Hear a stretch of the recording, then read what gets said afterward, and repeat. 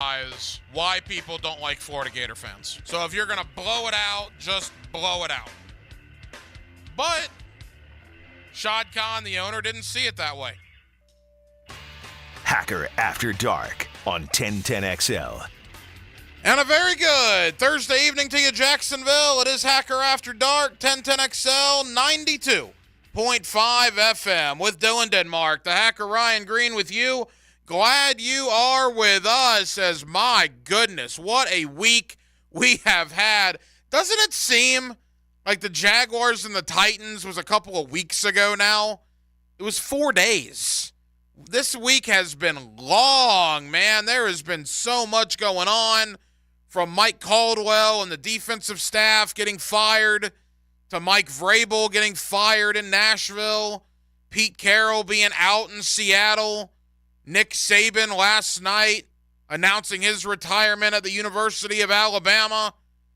Today, of course, Bill Belichick and the Patriots agreeing to part ways. And now tonight we find out Florida State did a no-no in the NIL world. They're in a little bit of trouble. Alex Atkins suspended for the first 3 games, cannot recruit off campus. Florida State finds themselves in some hot water. What a 5 or 6 week period it has been for Florida State, and with the questions surrounding the uncertainty of the future of Mike Norvell in Tallahassee. As rumor has it, he is pretty high on the Alabama Crimson Tide coaching list. So there is just an absolute ton to get into, and we'll get into it all night here on Hacker After Dark. Guest lineup looks like this coming up in less than 15 minutes. My buddy Leon Searcy. You hear him every day on Prime Time. You get him weekly here on Hacker After Dark. We'll talk to Leon about the 1-5 collapse down the stretch for the Jaguars and kind of where we go from here, as all we're doing is left to pick up the pieces on what was a once promising 8-3 season that turned into the biggest collapse in Jaguar franchise history. So Leon Searcy, less than 15 minutes. Chad Forbes, Jaguar fans, I know you love him, at NFL Draft Bites on Twitter/X. Always enjoy talking with Chad. Chad's the kind of guy that if you don't want his honest opinion, don't ask him a question, because he's not going to sugarcoat a whole lot. And I can assure you, he is not going to sugarcoat the collapse for the Jaguars down the stretch. He's going to give you some brutal honesty. But I personally think it's honesty that's good to hear from an outside Jacksonville opinion.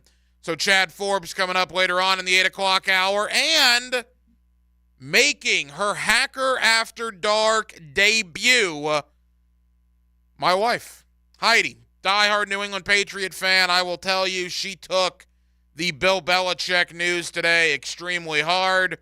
So we will have Heidi Green on, H-Squared, mother of Little Hack, to come on and give her thoughts, her opinion, her perspective about Bill Belichick and her beloved New England Patriots mutually parting ways after 24 years and after 6 Super Bowl championships. And that's where we begin tonight, because every night here on Hacker After Dark, we give you a big deal of the night.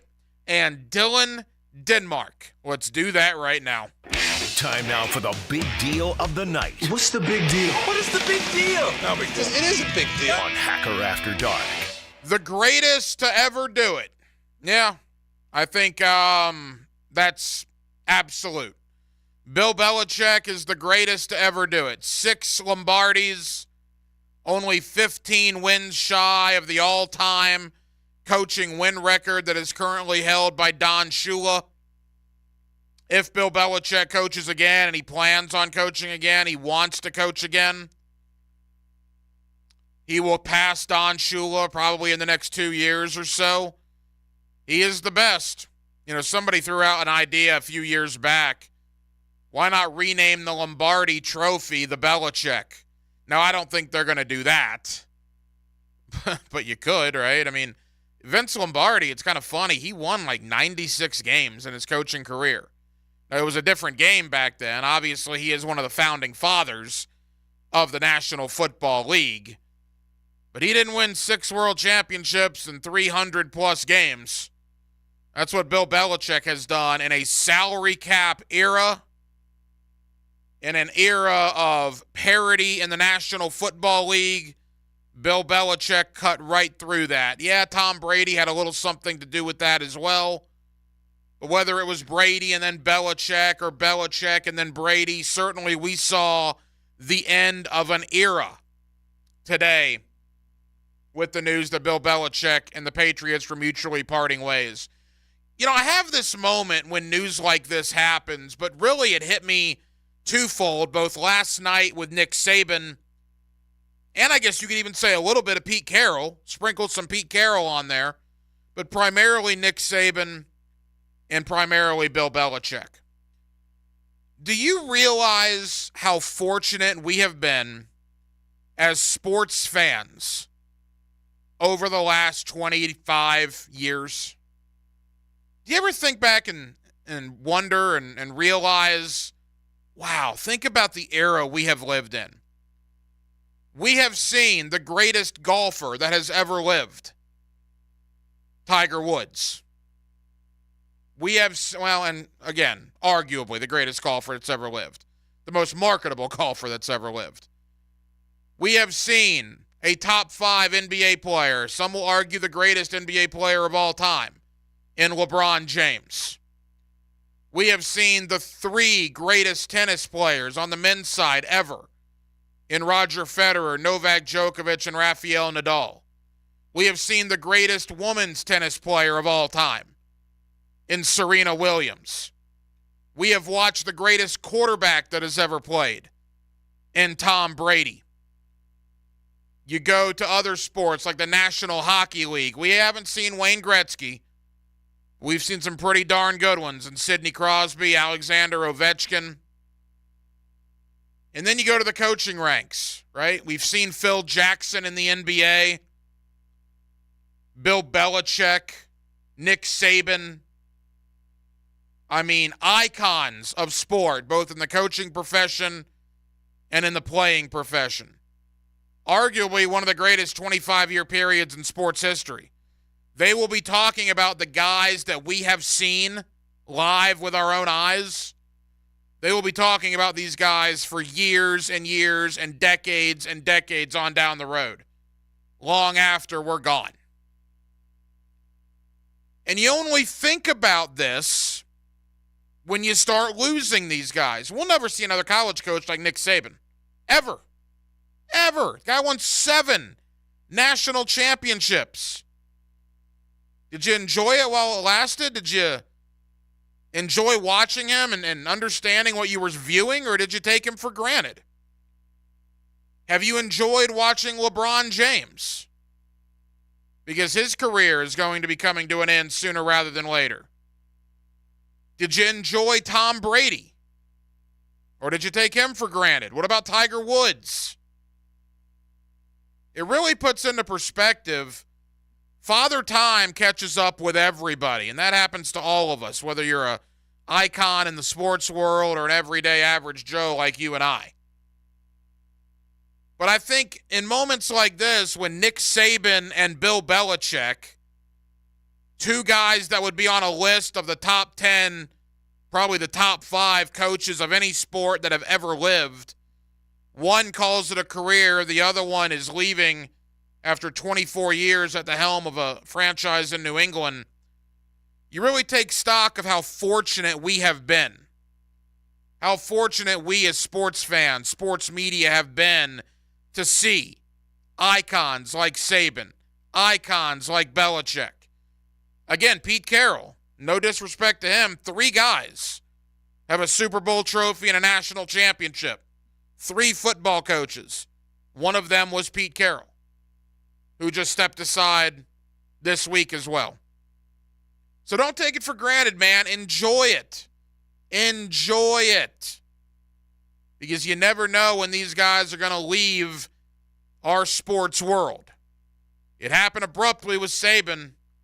If Belichick does come back, enjoy his final years wherever he is, because you'll never see a more successful coach than Bill Belichick in the National Football League.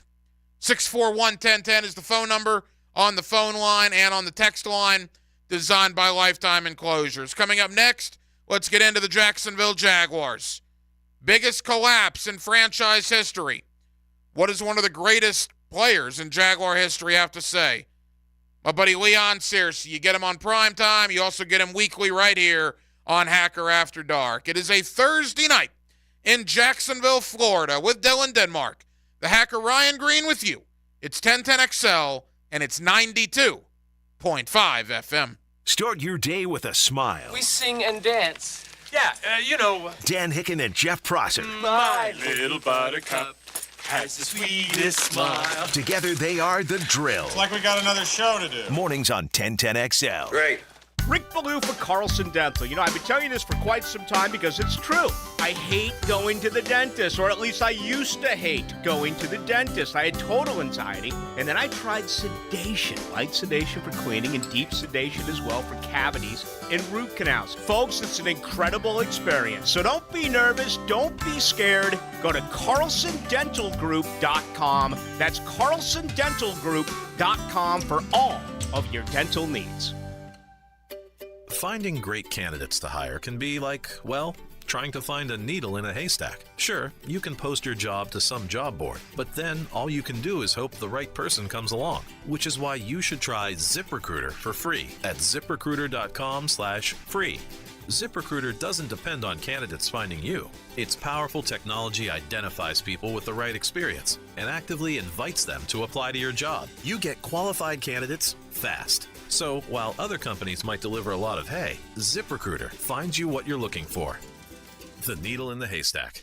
4 out of 5 employers who post a job on ZipRecruiter get a quality candidate through the site within the first day. ZipRecruiter, the smartest way to hire. And right now, you can try ZipRecruiter for free. That's right, free. Just go to this exclusive web address, ZipRecruiter.com/free. That's ZipRecruiter.com/free. ZipRecruiter.com/free. People ask me sometimes, is it really cooler with Bueller? You see, here at Bueller, we really believe in creating an awesome work environment, and we treat our employees like gold.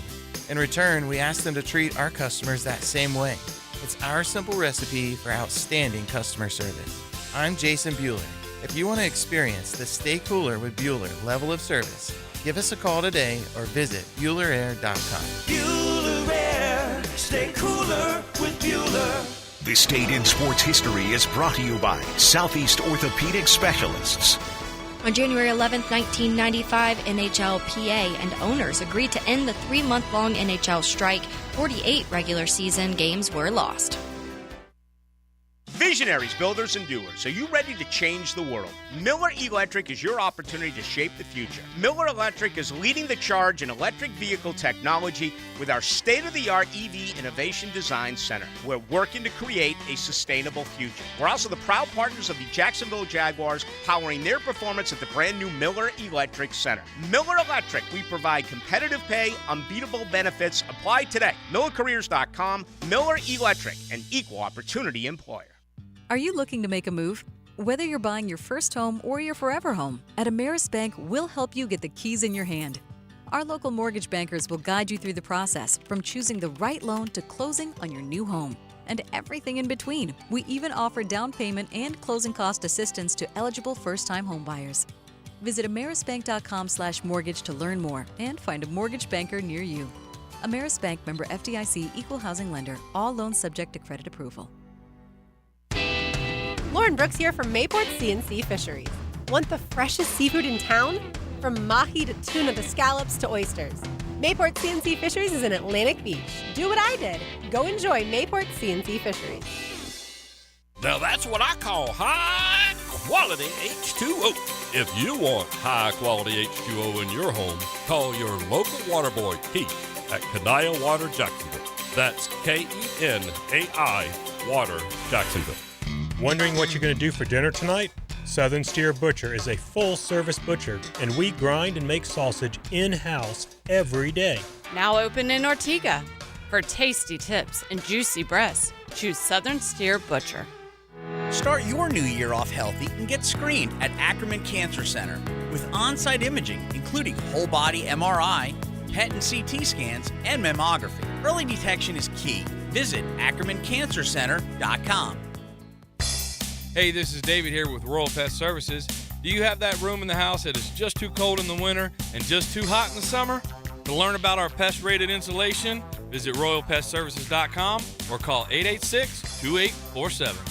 New and pre-owned firearms are always in stock at Beach's Jewelry and Pawn in Jacksonville Beach. Want a new sidearm or rifle? Brands like Kimbar, Smith & Wesson, Sig Sauer, and Beretta. No lines, no hassle. Beach's Jewelry and Pawn in Jacks Beach. Instant Keys. You don't have to go to the dealer. Instant Keys comes to you.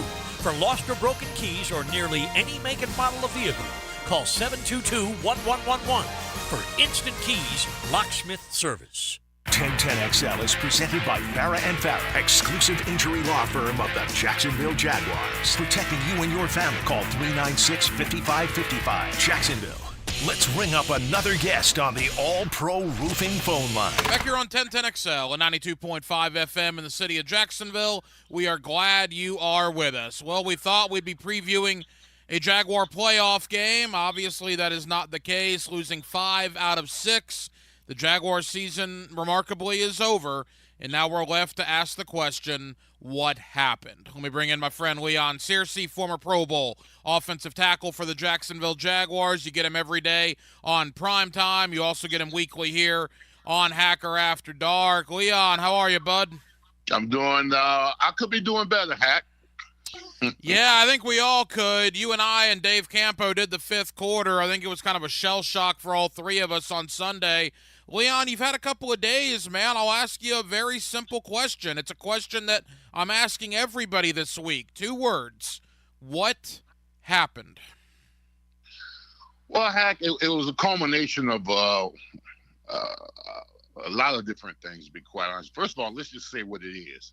All right, it was a colossal collapse organizationally from top to bottom. I mean, everybody's hands is dirty in this situation. You know, Balky, Doug, the assistants, the players, everybody. I mean, it all stinks. Stink, stank, stunk.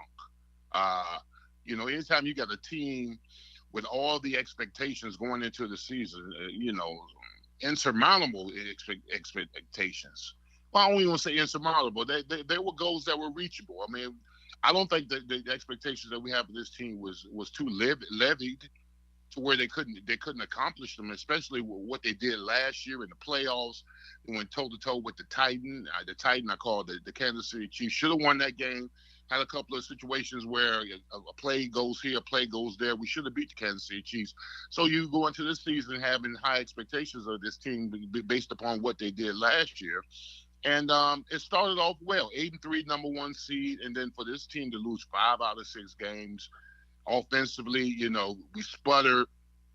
Defensively, you know, we collapsed towards the end, giving up over 28 points a game in that losing stretch that we had. Play calling. It was just a variation of so many things to where this team had one of the biggest collapses in Jaguar history. Leon, there's a lot of angles to this story, and I want to hit a bunch of them with you. Let's begin with what we know has transpired over the last couple of days. 10 coaches fired, including defensive coordinator Mike Caldwell. In fact, an overwhelming majority of the defensive staff was let go less than 24 hours, basically, after the game ended on Sunday. Your takeaway, letting 10 coaches go in that quick amount of time?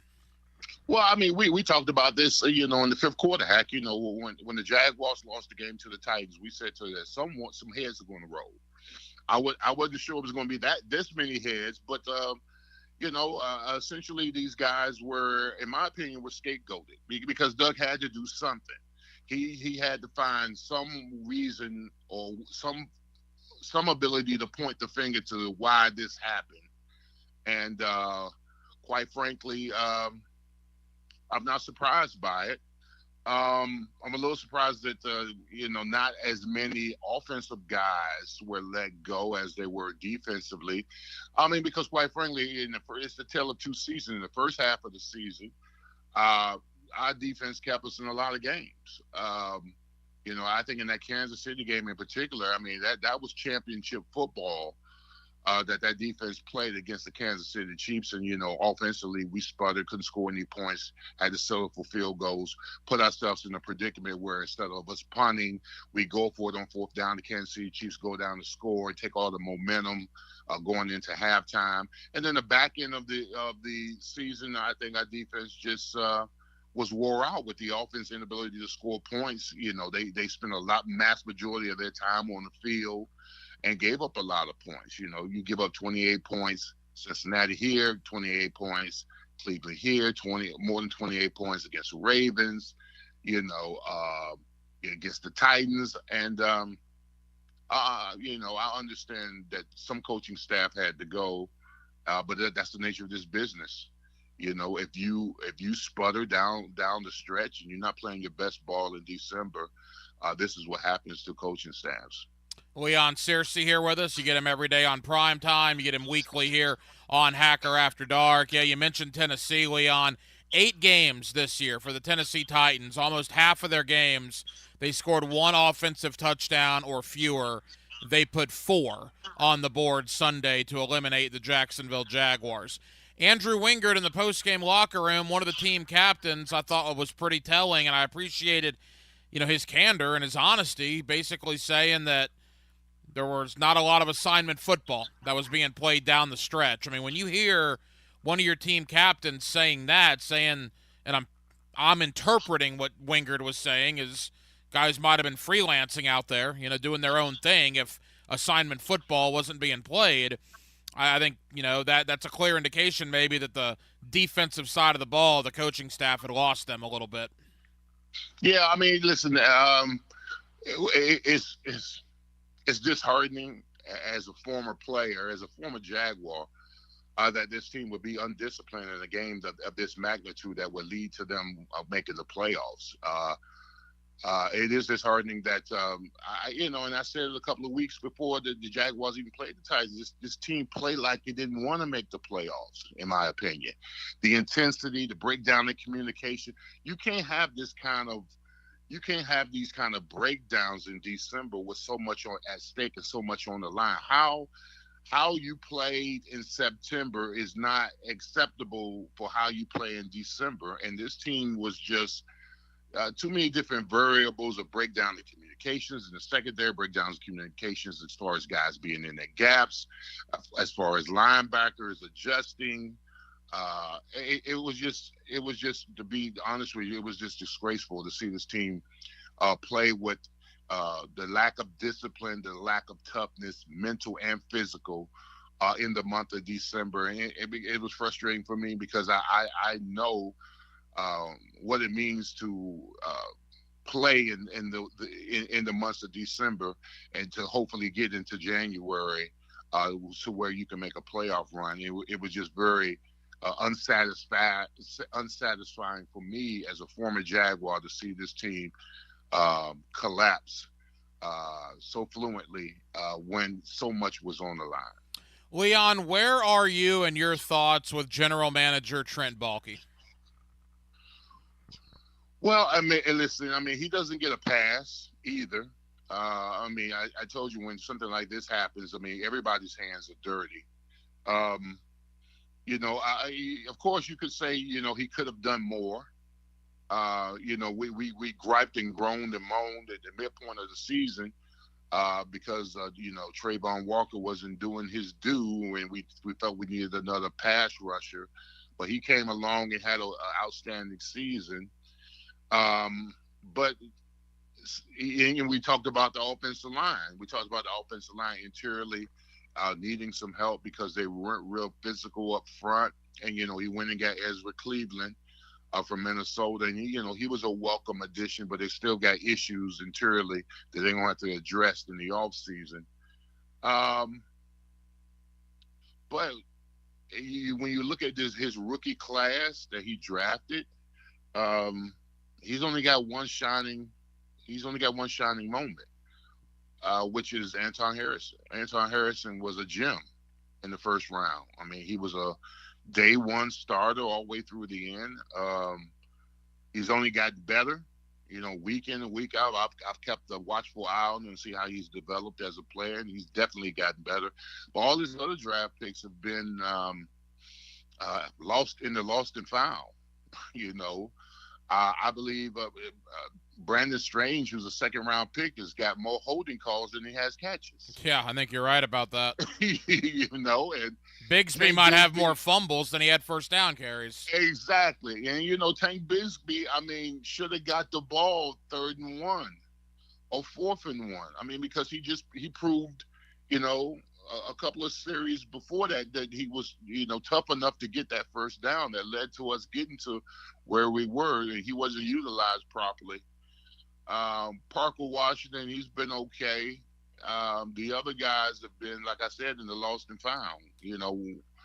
If you would give this class an overhaul grade, without the welcome addition of Anton Harrison, this class would be in my opinion, maybe a C-.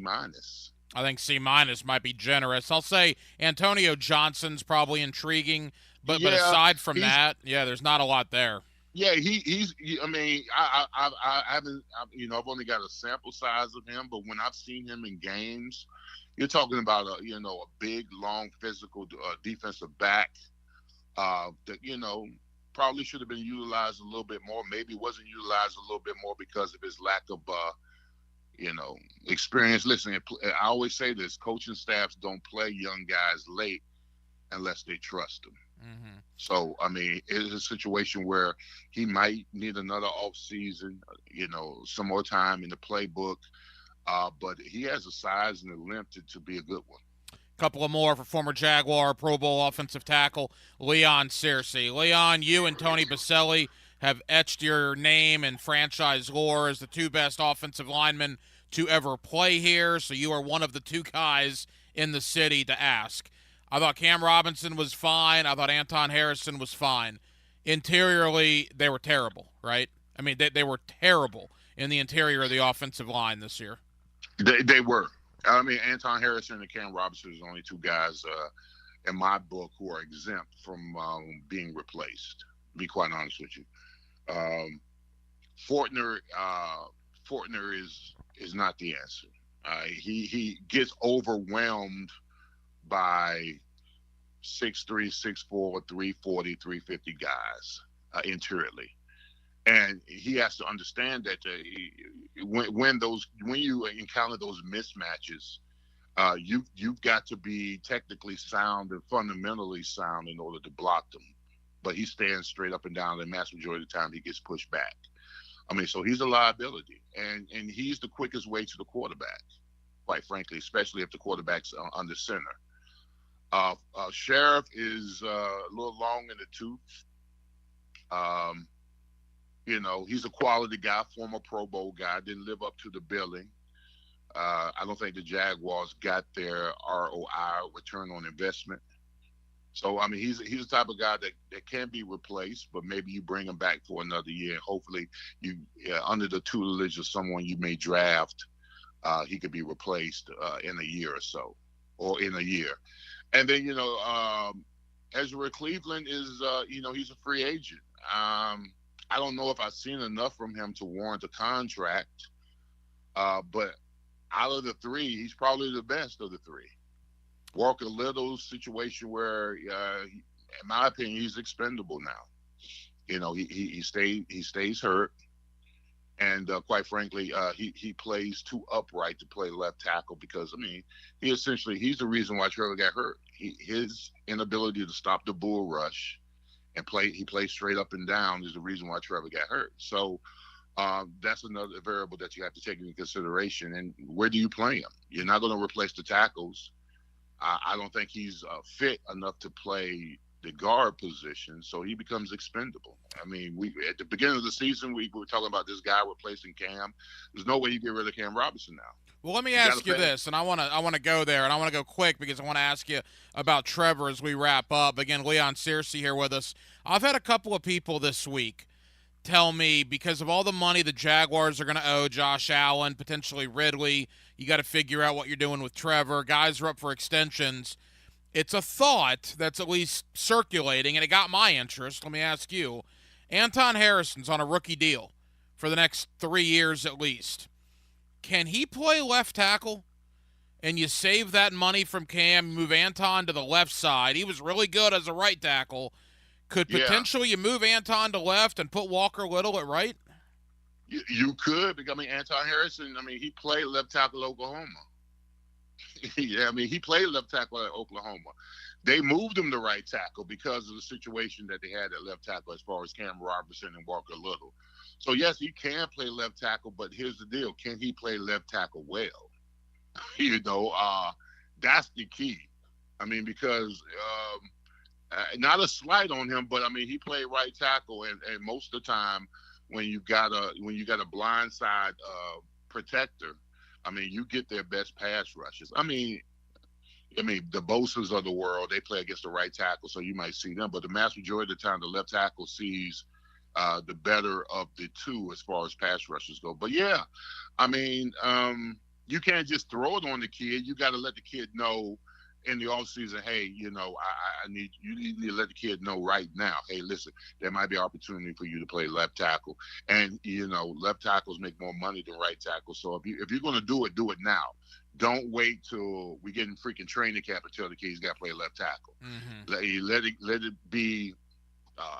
Let it get in his head first and foremost. There may be an opportunity for that. But, yeah, you could, but you're definitely the quality of play is going to be diminished because Cam's a good left tackle, and then you've got question marks as far as Anton Harrison if he can play left tackle. That'll certainly be one of the things to follow this offseason. Finally, Leon, about 2 minutes to go, Trevor Lawrence. I'm not even going to ask you about Press Taylor because I probably know your answer. It's what everybody's answer is, but he's going to be here, so it's just one of those situations where you have to deal with Press Taylor coming back, and hopefully it works out.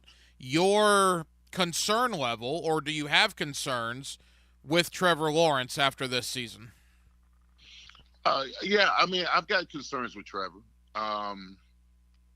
He doesn't seem to be ascending the way I thought he would be after what I saw last year. What I saw last year down the stretch was one of the hottest quarterbacks in the playoffs. Started slow. Don't get me wrong now. That San Diego game, he threw 4 picks. He started slow. I was scared. But he came back. And he came back roaring. And if it wasn't for a couple of fumbles here and a missed catch by Christian Kirk there, I mean, this team could have easily been in the AFC Championship game. But over the last 3 years, Trevor's got 60 turnovers, bro. 60. I mean, that's 20 a year. He's got to do a better job of taking care of the football. I mean, that's the keynote speech for any offensive coordinators, that you got to take care of the football. And he doesn't do that.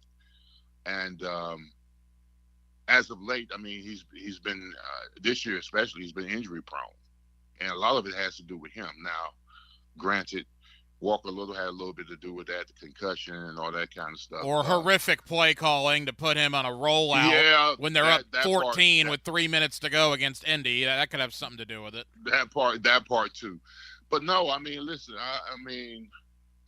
if I'm a general manager, I'm not giving Trevor $300 million. I got to see another. I got to get another year out of him. Now that may piss him off, but so be it. And a lot of people say, well, if you piss him off and he decides to go somewhere else, then we've lost it. Well, I mean, you listen.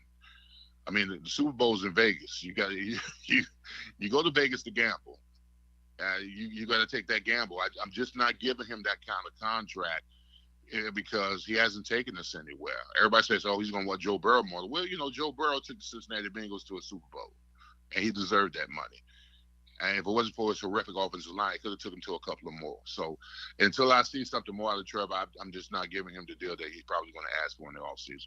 You get Leon Searcy every day on Prime Time. You get him weekly here on Hacker After Dark. Leon, literally every other NFL team you played for is in the playoffs. Pittsburgh, Baltimore, Miami. You excited about the postseason, or is it going to be kind of bittersweet this weekend? Man, the hell with all of them. Doesn't do anything for you, huh? No, it does nothing for me. I had some Steeler fans hit me up on Twitter, Facebook, and Instagram telling me to come home. I said, I am home, damn it. And that's why we love him. Big Leon Searcy every day on Prime Time. You get him weekly here on Hacker After Dark. Leon, let's enjoy Super Wildcard Weekend for what it is. Let's recap it next week, and let's talk a little football. And by then, maybe the Jaguars will have more news. We'll talk to you next week, pal. You got it, bro. There you go. Leon Searcy here with us every week on Hacker After Dark. And, yeah, I thought it was pretty interesting, the fact that Pittsburgh, Baltimore, and Miami, all of Leon's other stops, all are in the NFL playoffs. Leon could care less. You know, there are playoff games that are this weekend. We've barely talked about them. We'll try to do more of that tomorrow. I mean, it is Super Wild Card Weekend. Well, you got Houston and Cleveland on Saturday. Did you see the Miami-Kansas City situation at Arrowhead? The National Weather Service is telling people that there could be dangerously cold temperatures. Like, they're expecting the wind chill to be in excess of 30 below zero. How about Miami? All Miami had to do was hold on to a 2-touchdown lead against the Tennessee Titans on Monday Night Football in South Florida about 3 weeks ago, and they would be in their warm, cozy confines of Miami, Florida. And instead, they're going to have to go to 30 below zero into Arrowhead. I might put my life savings on the Kansas City Chiefs Saturday night. Then you got 3 games Sunday. I'm probably most intrigued, honestly, by Matt Stafford going back to Detroit. Rams-Lions should be pretty good. And then, of course, Monday night with Philadelphia and Tampa Bay. Unfortunately, the Jaguars are not in the NFL postseason. That is what happens when you lose 5 of your last 6 games. Chad Forbes, NFL Draft Bites on Twitter/X. Jaguar fans, I'm very much aware some of you guys have issues with Chad. Some of you like him. Some of you don't. That's what makes for a good guest for me, because I'll tell you this, Chad doesn't sugarcoat a whole lot. Tells you what he thinks, whether his opinion is one you agree with or not. He has very strong convictions, and trust me, he has a lot to say about the Jaguars losing 5 of their last 6 ball games, and he joins me next. Hacker After Dark on a Thursday night in Jacksonville, Florida, right here on 1010XL and 92.5 FM. 1010XL puts the ball in play-by-play. Kick on the way! Impeccable today. From way downtown. That ball's ripped. For play-by-play, it's 1010XL. Golfers, when's the last time you played Cimarron? New ownership, improved greens, fairways, and tee boxes, a new clubhouse, interior, exterior, including the Stone and Barrel Tap House, indoor-outdoor bar, live music.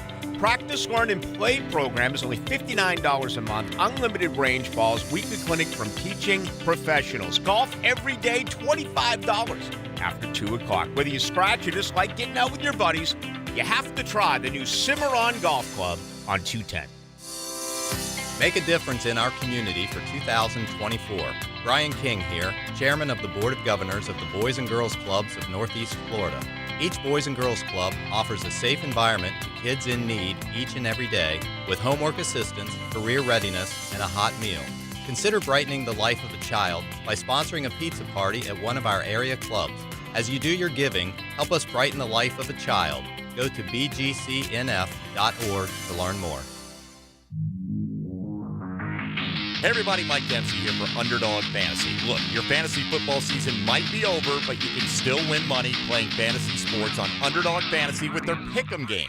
All you do is pick higher or lower on player stats during the NFL playoffs to spice things up, and you can win up to 100 times your money if all your picks hit.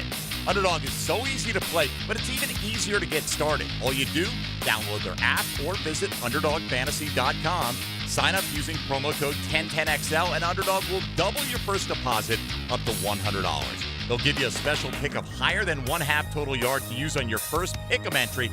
Look, you know I love daily fantasy sports. It's why I play Underdog Fantasy. So sign up using promo code 1010XL to get that initial deposit bonus of up to $100. You must be 18 or older and present in a state where Underdog Fantasy operates. Terms apply. If you're concerned with your play, Call 1-800-GAMBLER or visit ncpgambling.org. This is Mia for Window Gang. Window Gang is the premier exterior cleaning service in Northeast Florida. They aren't your average window washing service. Nope, they offer pressure washing, gutter cleaning, and more. Quality services, professionalism, and always great prices. Call their super friendly staff now at 262-7300 to schedule your free estimate, and be sure to ask about their New Year specials. Window Gang, service beyond your expectations. 262-7300.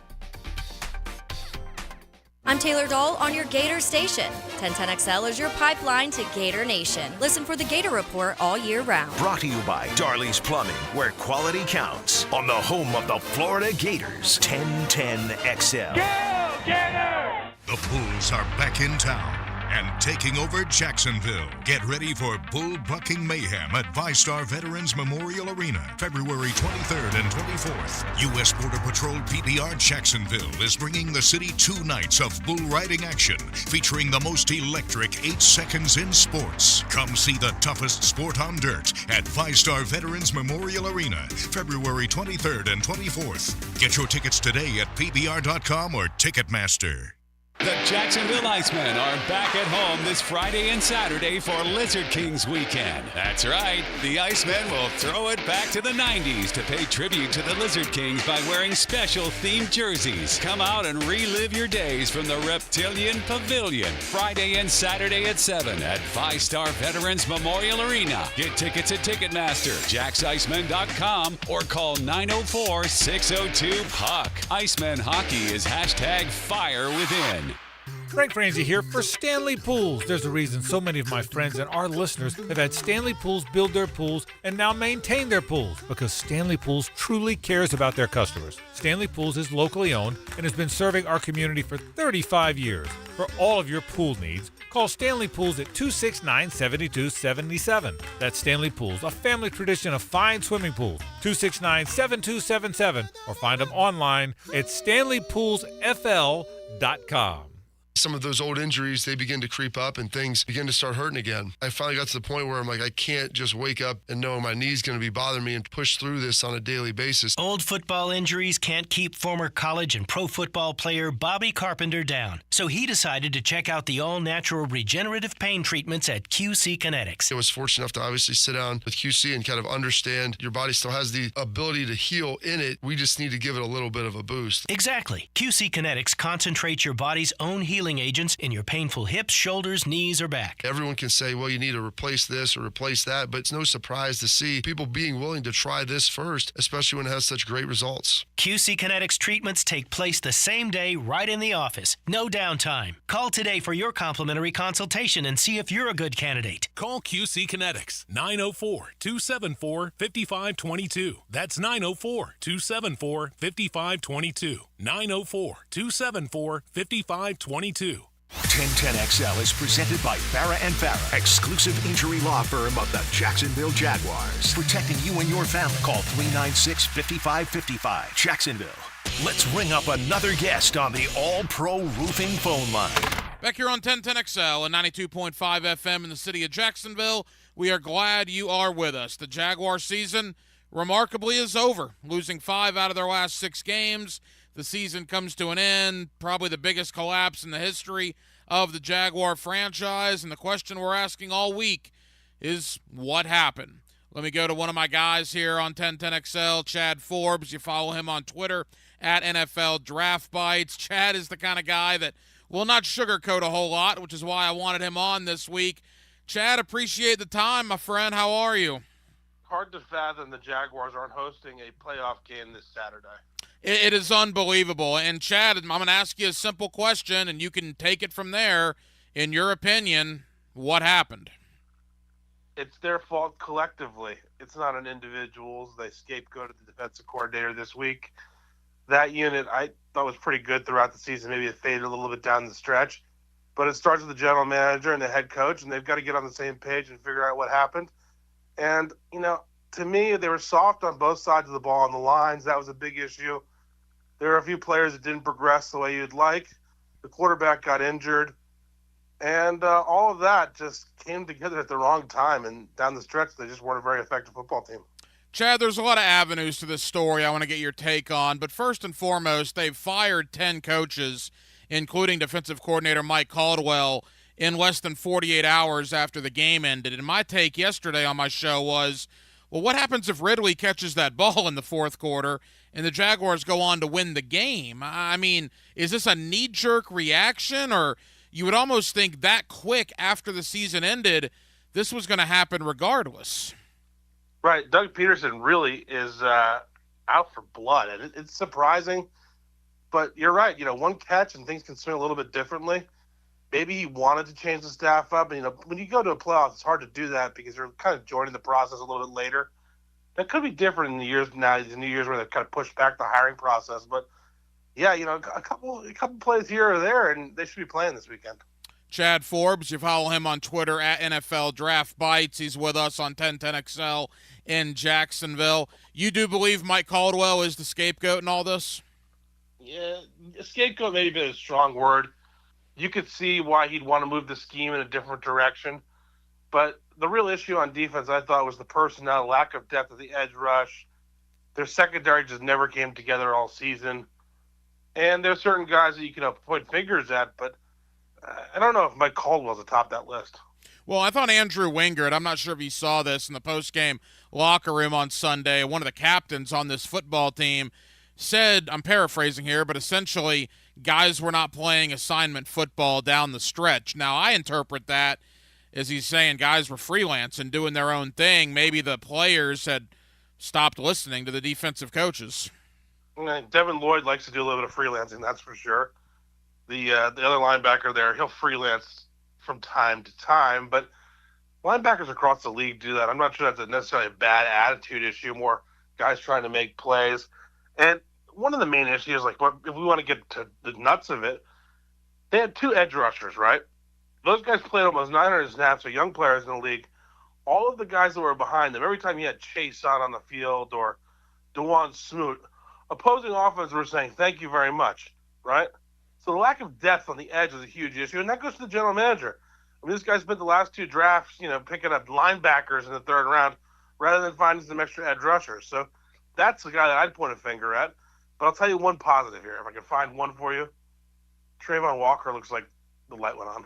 Yeah, I agree. Trayvon Walker finishing with 10 sacks. Looked very good down the stretch. Chad, you mentioned Trent Baalke, and let's get to him next. I've defended Trent Baalke, honestly, up until now. My one thing that I cannot defend him for, well, it's really 2.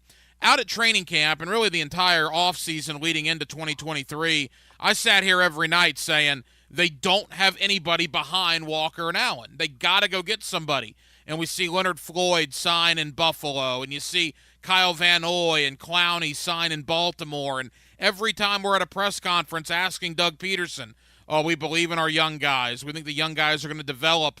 If I knew that, a guy that gets paid to talk into a microphone every night, how does $1 million general manager not know that they had nothing behind Josh Allen and Trayvon Walker? Right, and Arden Key walked, and he is pretty effective for them last year. And there were other guys out there that weren't going to cost big money, whether it's like a Cleveland Farrell or even going up to the deadline. I was just waiting to hear that the Jaguars had acquired Danielle Hunter, even if it was just a rental because they had the extra picks. And, that's what happens. You have young guys that are playing 900 snaps, and, Josh Allen and Trayvon Walker, they fade a little bit down the stretch. And, Allen went through that streak of 3 or 4 games where he didn't have a sack. And, depth is critical, especially on the edge. And, they like to operate. Look at Philadelphia, where Doug came from. So that's clearly something you can complain about with general manager. The other thing that's hard to defend Trent Baalke on is last year they went 10-9, right? They were not 15-2. They went 10-9, 9-8 in the regular season, obviously 1-1 in the playoffs, losing to KC. And it's as if Trent Baalke said, we're good. Let's run it back. They did nothing in free agency last year, absolutely nothing to help this team. Ridley was obviously a trade deadline acquisition, and in hindsight, that looks like a gigantic mistake. Right, but they did make moves. And the year prior, they brought in all those big guys on the free agent contracts. The next year, they were retaining Roy Robertson Harris, restructured his deal. They kept the safety, who I thought was really overpaid, right? But they were, maybe it's not signing guys from outside the organization, but they're preparing for this day when they had to pay Trevor Lawrence, Josh Allen, and other guys. So you can't spend huge, twice in offseasons back-to-back. And after that, Kirk, Scherf, all those guys, it was just not natural for them to spend again. You get Chad Forbes on Twitter at NFL Draft Bites. He's with us here on 1010XL in Jacksonville. Chad, where are you with offensive coordinator Press Taylor? Offensively, they've got some issues schematically. I don't think for some reason Ridley ever fit in there, okay? But here's the thing they've got to do. The experiment with Luke Fortner at center is over. Okay, get a guy in there that can play the center, please. Left guard, if you want to bring back Ezra Cleveland, that's okay. I think he could do better there. The two tackles, Anton Harrison will be a player one day, but they are soft on that offensive line, right? They have no balance offensively. And it's hard to judge an offensive coordinator when he's kind of playing left-handed and all he's got is the quarterback throwing the ball down the field. Yeah, I think the criticism of Press Taylor has been deafening here in Jacksonville. They're criticizing everything. Press Taylor is getting most of the wrath of it. I agree. When the offensive line is awful, and they were awful, it kind of hamstrings you, the injuries as well. That brings me to Trevor Lawrence, Chad. I mean, there are questions about him, correct, after year 3? Right, and it's time to pay him. So a big decision for the Jaguars. And the way these things go, but in a couple months from now, they'll come to the realization that, all right, we've got to pay him because what's the alternative? And they've got to hope and believe in his character enough that he works hard enough to get back to the player that he can be. There's a lot of questions going into this offseason, Trevor Lawrence being the big one. And the money issue aside, I mean, that's the business part of football. And people were saying, well, you got him for 3 years, right? You got him for year 4 and the team option and the franchise tag. Well, that's not how it works. Herbert got paid after year 3. Burrow got paid after year 3. You got to pay these guys after year 3, right? The precedents have been set. Right, that's the way it works. And, this year he was a little bit hurt, right? If you don't pay a guy and he gets, hurt a little bit, he's not exactly going to rush back, to try to save your season. He's going to be told by his agent, get 100% healthy. This team hasn't committed to you long term. So you've got to commit to these quarterbacks early. Tua with the Dolphins, that was rare where he was kind of coming off some injury. But, I think even there now they've got to commit to Tua after year 4. Final moments, Chad Forbes at NFL Draft Bites on Twitter/X. He's with us here on 1010XL in Jacksonville. All right, off-season questions, and we'll have you on hopefully closer to free agency, but certainly the 2 big ones for the Jaguars, Chad, that'll be decided before then. Let's start with Josh Allen. There's no way they can let him out of here, right? He's got to be franchise tagged at a minimum. Franchise tag, absolutely. Normally I say you franchise a guy and maybe you listen if teams want to sign the guy. Or give us some draft picks to, acquire him via trade. With Josh Allen, you don't even pick up the phone. That defense cannot function without him coming off the edge.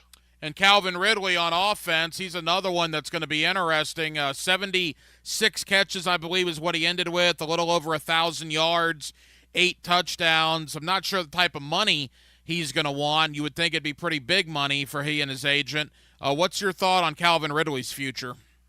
28 guys in the NFL finished with above 1,000 yards. The Jaguars had 2 of them in Evan Ingram and Calvin Ridley. He's going to generate some interest out there from teams like the Chiefs or clubs that have gotten frustrated with their inability to develop wide receivers. If the price is right, you bring him back. But I think you got to be ready to say sayonara if he's going to get close to $20 million a year. The interesting thing about that, if they re-sign him, they owe the Falcons a second-round pick. But in looking at the language of that trade, the talk down here is if you could potentially get something done with Josh Allen and then you use the franchise tag on Ridley and don't necessarily sign him before the draft, you just tag him, then it won't cost you a second-round pick. It'll cost you a third-round pick. It would be a shrewd move for Jacksonville.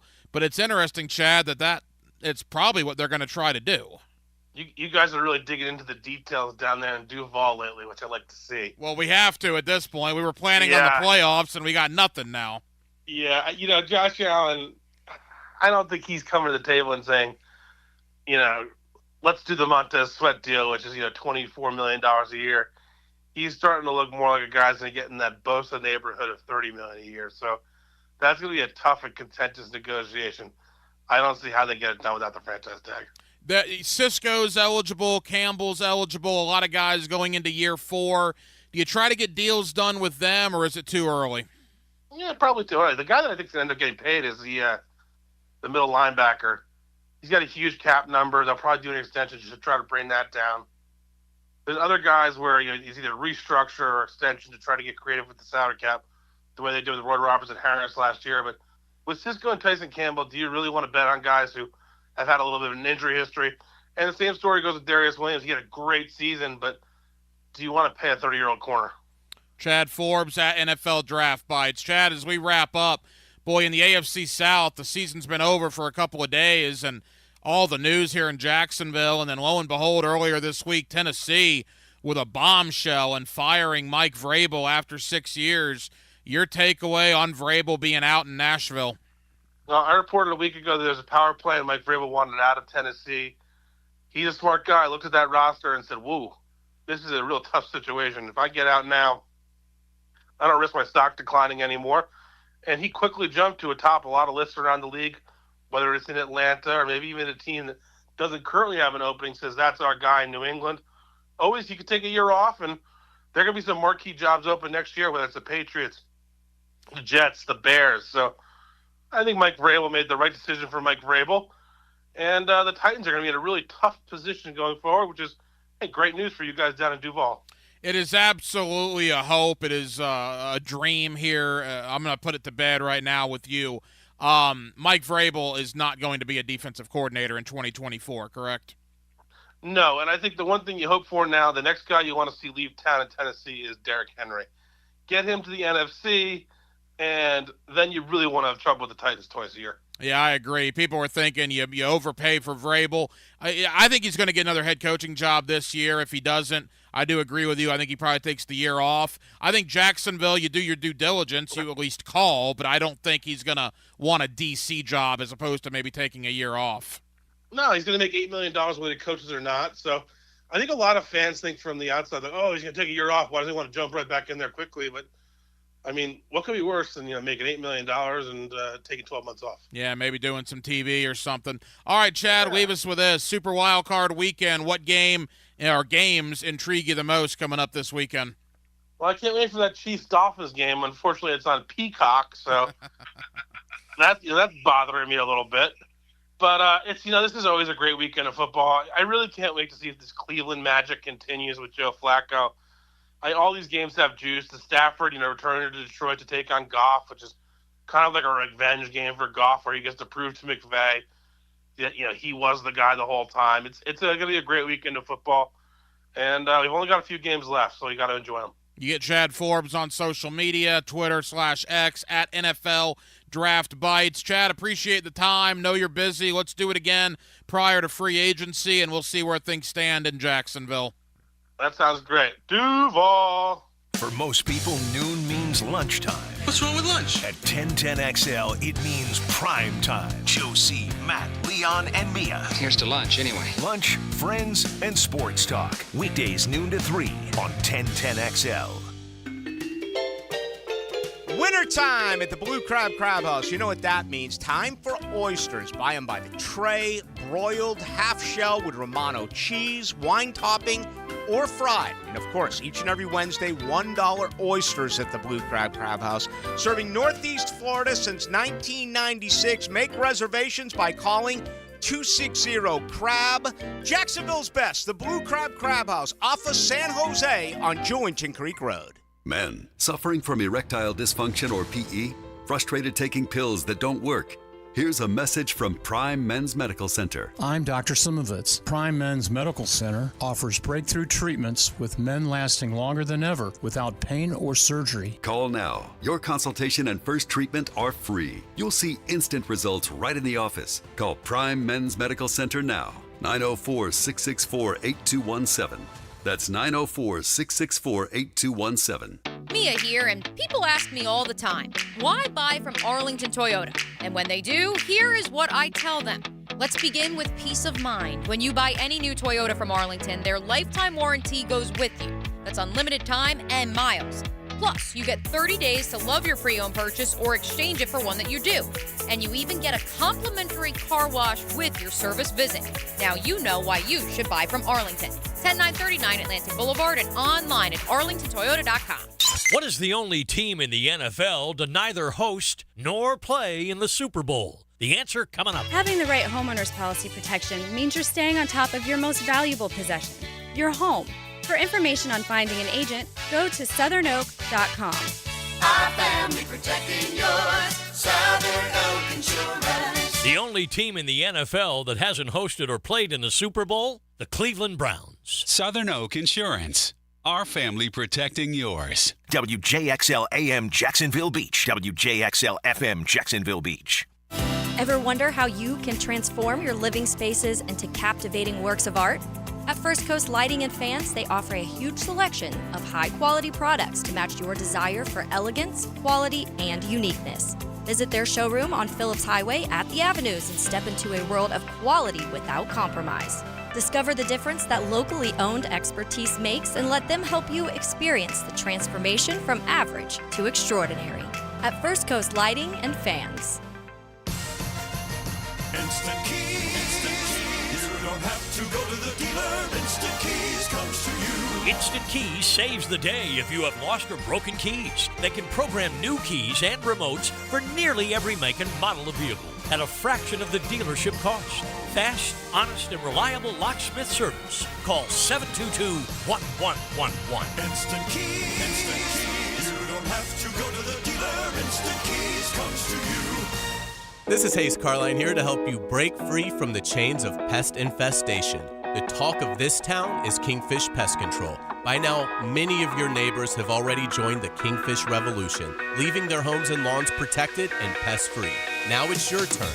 Call Kingfish Pest Control and say goodbye to termites, ants, mosquitoes, and other annoying pests. Trust me, you'll get exceptional service and understand why your neighbors and I use Kingfish Pest Control, proud partner of the Jaguars.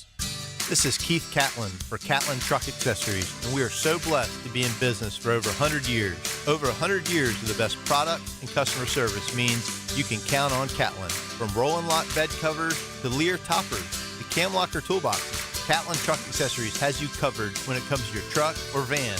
We do those too. Got a fleet of vehicles? We can outfit them all. Who can you count on? Count on Catlin. One name, one location, 100 years, you can count on Catlin. Life is about choices and the decisions you make. I'm David Robbins with Epstein & Robbins. If you're convicted of a DUI, you'll have to face severe consequences. Walking through the doors of the courthouse or appearing at a bond hearing can be extremely intimidating. Without the right lawyer, you're likely to make the wrong decision. Let our team help you make the right decisions in court. Epstein & Robbins, the right choice. Epstein & Robbins, fighting for your rights since 1975. Hey, this is Bert Cannon with the First Coast YMCA. Youth sports at the Y can help nurture your future athlete's potential and experience the joy of being a kid. At the Y, we're providing a safe, clean, and fun environment with basketball, soccer, volleyball, gymnastics, elite skills training, and more. Best of all, participation in Legacy Youth Sports League is free with your family membership. Visit fcymca.org to learn all about youth sports at the Y. 1010XL is presented by Farah and Farah, exclusive injury law firm of the Jacksonville Jaguars. Protecting you and your family. Call 396-5555. Jacksonville. Hacker After Dark on 1010XL. 9 o'clock hour has arrived. 1010XL 92.5 FM. We're with you till 10 o'clock as we are every night. Coming up in the 9 o'clock hour, Jared Bailey of the USA Today. Talking NFL playoffs, Jags collapse, and more. He comes up towards the bottom of the 9 o'clock hour. Coming up in less than 15 minutes, my better half, my wife, H Squared, Heidi Green, making her long-anticipated Hacker After Dark debut. We got up this morning to the Bill Belichick news. She is from Maine. Her family is what I would consider diehard, and I do mean diehard, New England sports fans. So she took the Belichick news exceptionally hard this morning. So I will let her convey her thoughts to you as my wife, Heidi, makes her Hacker After Dark debut coming up in less than 15 minutes. I want to get into the Jaguars in just a moment. How about this for a feel-old moment of the day?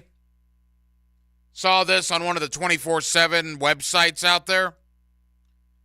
Concord de La Salle 2027 athlete Deuce Jones-Drew has a familiar name but a much different game from his father, Maurice.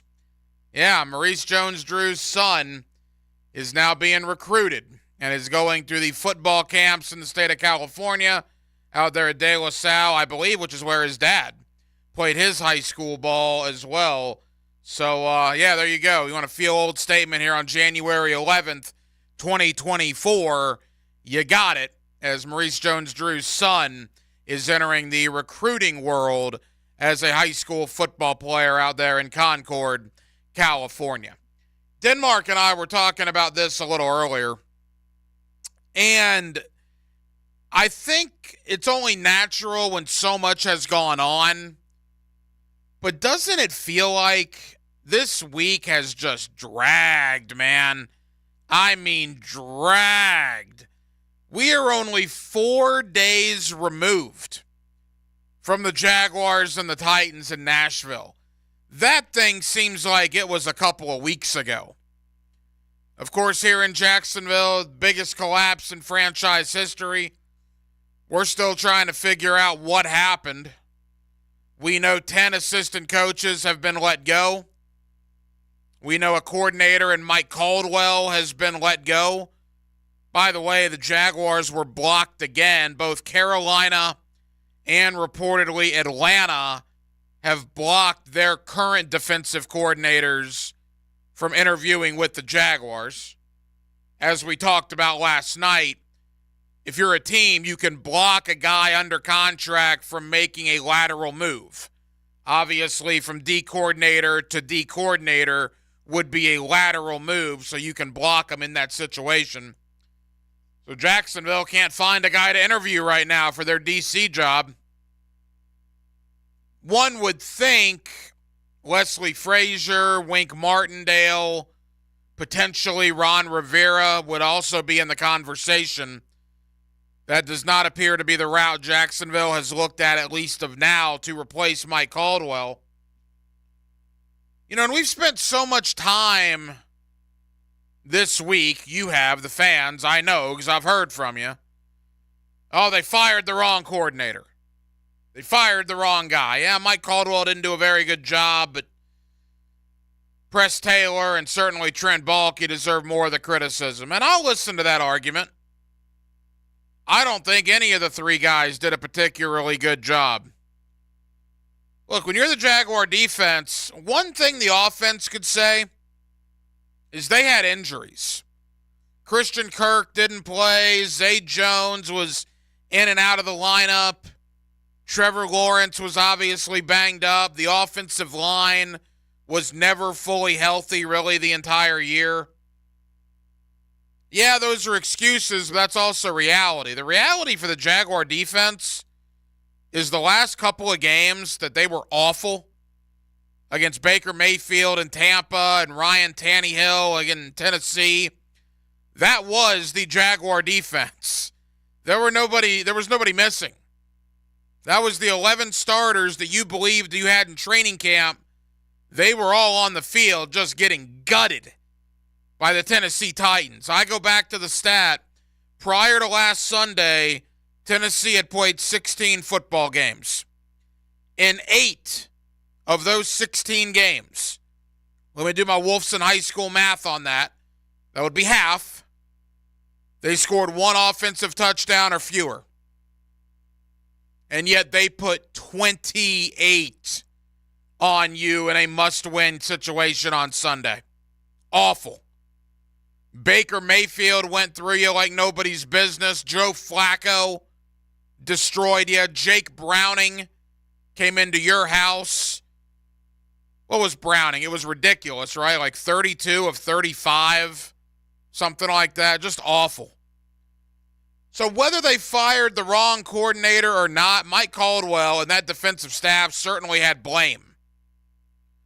And of course, as we talked about earlier this week, as they are walking out the door, one of them, we don't know which one, I have my ideas as to who it was, but I'm not going to say it, but one of the 8 defensive guys reportedly told NFL reporter Josina Anderson that, quote, the solutions are leaving and the problems are staying.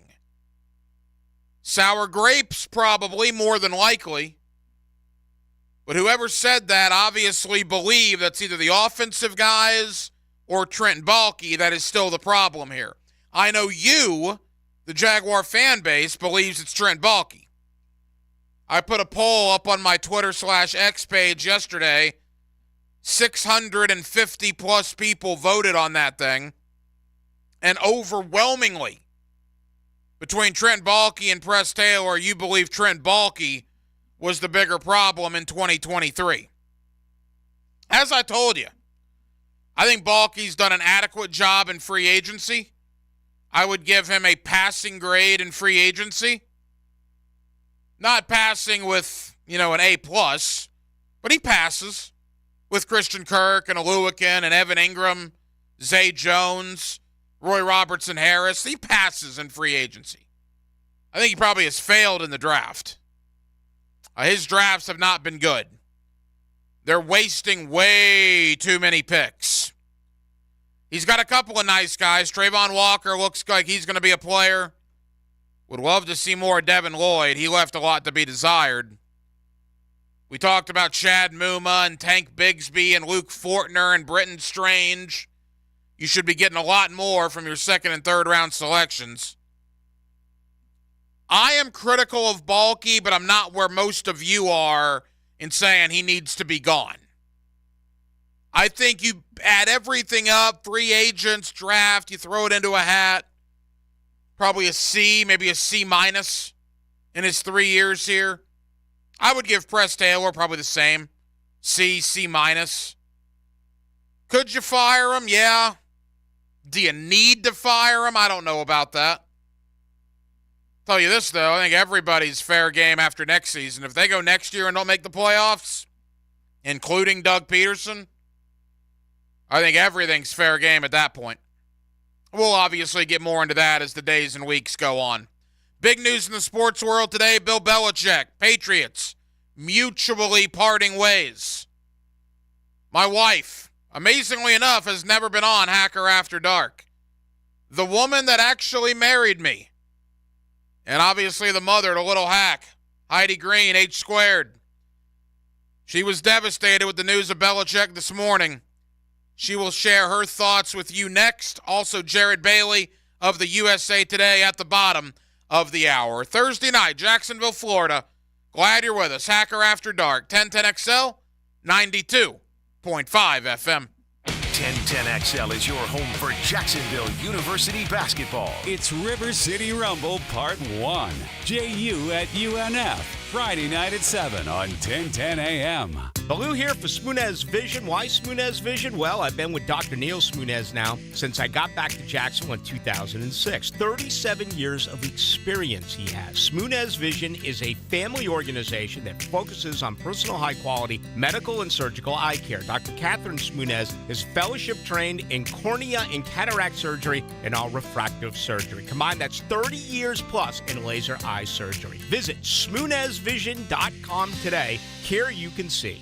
Exercise more, lose weight, save more money, quit smoking. These are the most common New Year's resolutions, but one we feel should be added to the list is that upgrade or repair you've been putting off at your house. We are Duck Duck Rooter Plumbing and Septic Services, and we can help with anything plumbing and septic related. Do you have a project or issue we can help with? Please give us a call at 904-862-6769. That's 904-862-6769 or duckduckrooter.com. 15,000 workers.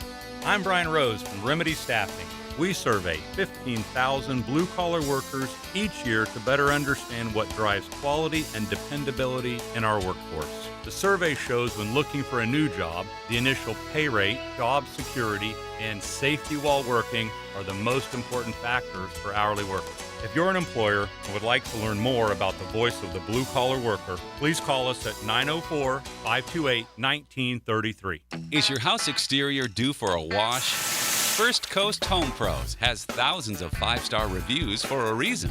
They get amazing results on even the toughest pressure washing jobs. Schedule now at firstcoasthomepros.com. This date in sports history is brought to you by Southeast Orthopedic Specialists.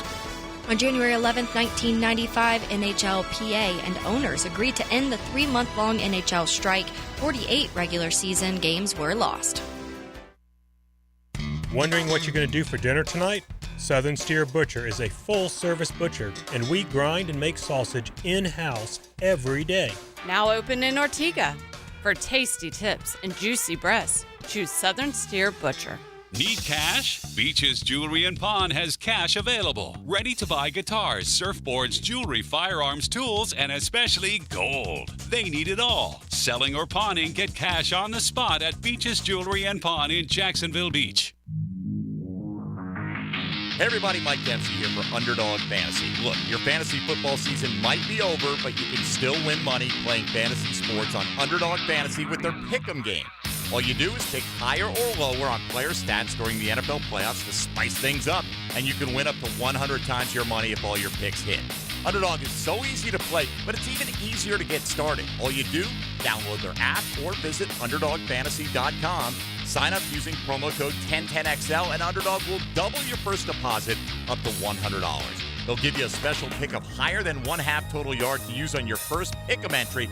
Look, you know I love daily fantasy sports. It's why I play Underdog Fantasy. So sign up using promo code 1010XL to get that initial deposit bonus of up to $100. You must be 18 or older and present in a state where Underdog Fantasy operates.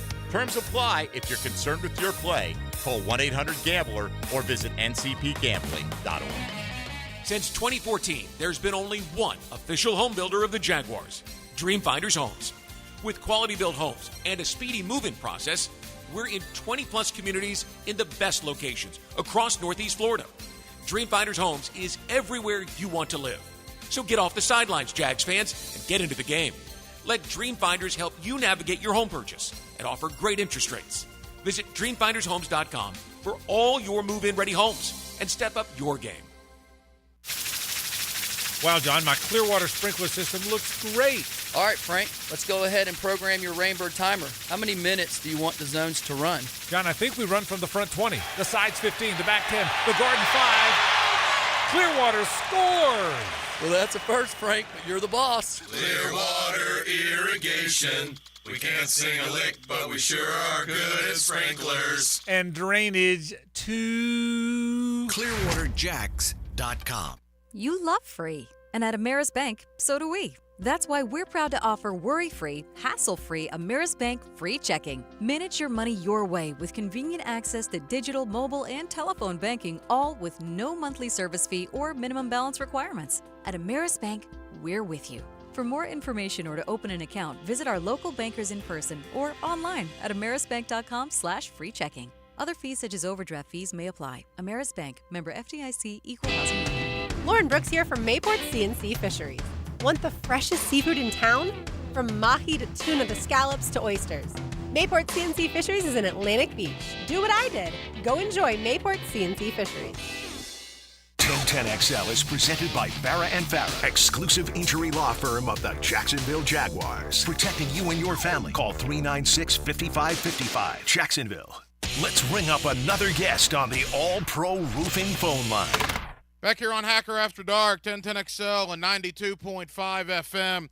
Obviously, the huge news in the sports world this morning, Bill Belichick, 24 years on the job in New England, 6 Super Bowl championships, not calling it a career, but he will no longer be the head coach of the New England Patriots.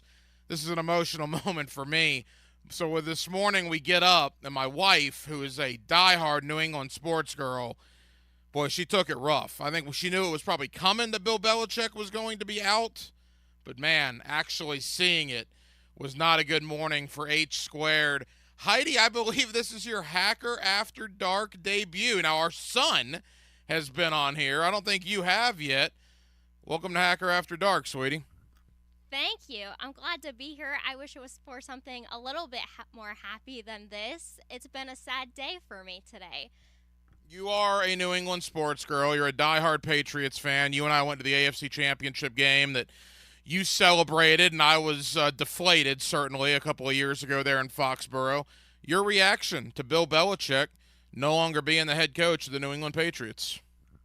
Yeah, so as I mentioned, for me, it's personal. It's sad. I grew up watching the Patriots not be very good at playing football for a long time, and we got a new coach. We got Bill Belichick. He had an okay-ish season, I guess better than some of the previous ones before that. In 2000, in 2001, we know Bledsoe went down with an injury the second week, and in comes this guy named Tom Brady, and we're like, oh crap, who is this dude? Like, things couldn't be going any worse for us right now at the start of the season, but Brady changed everyone's lives in New England. It was him and Belichick.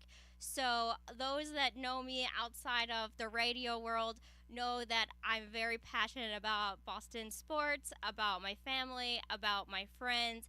I met some of my best friends because of the Patriots and because of New England sports. We would watch all of the games together every Sunday and make a day out of it. We would watch the Bruins and the Patriots. So it's kind of an end of an era sort of for me, because now they've all moved back to New England within the last year, except for me, and we have group chats. But I don't know, will the group chats still continue without Bill Belichick? I'm not sure. Maybe. I mean, our first date was at a sports bar.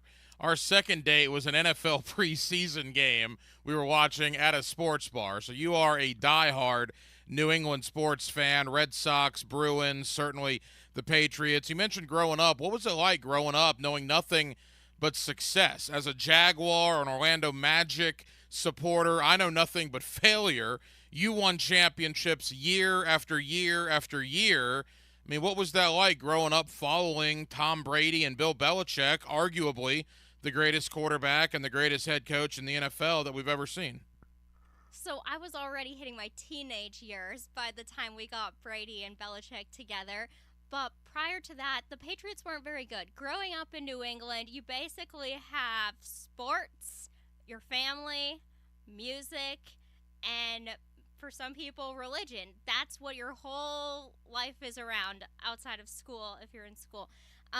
So my family and I, we watched every Boston sports game. I come from a sports family. My great-grandfather was the scorekeeper for the Boston Celtics. He worked for multiple newspapers and news stations in Boston. He was a writer, so we have a long family history of Boston sports. And you say that I'm used to winning championships. Well, don't forget, the curse wasn't reversed for the Sox until 2004. And we didn't start winning championships with Bill and Brady until later. So it was fun during the winning times in New England. I'm going to miss that because right now, well, the Bruins are doing pretty well. But other than that, right now, a lot of our teams need some rebuilding. I just think that Bill made a significant impact. He flipped the script with Brady his first season there when he was using Bledsoe. They went 5-11.